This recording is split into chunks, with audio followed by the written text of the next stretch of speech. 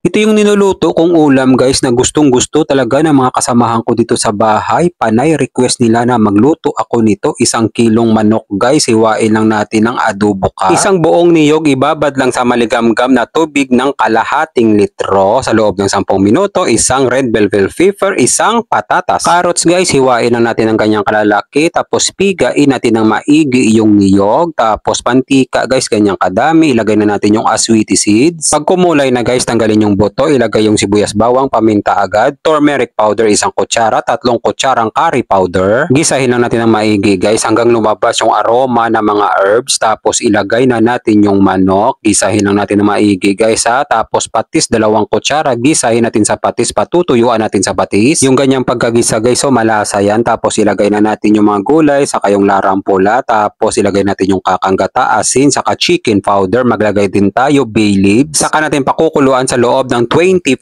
minutes. Pagkalipas ng 25 minutes guys, tikman natin guys, kampiyon ang lasa. Maglagay tayo ng maraming sili guys, pangpagana yan. Saka natin pakukuluan sa loob ng 10 minuto ulit. Pagkalipas ng 10 minuto guys, yung ganyang pagkaluto guys, so yung nag-iigi, huwag yung patutuyuan ng sabaw guys ha, dahil yung sabaw nyan guys, masarap isabaw sa bahaw na kanin. Napakasarap nyan guys. Kung mapadaan man sa'yo to, wala ng plano-plano, magluto ka na rin ito.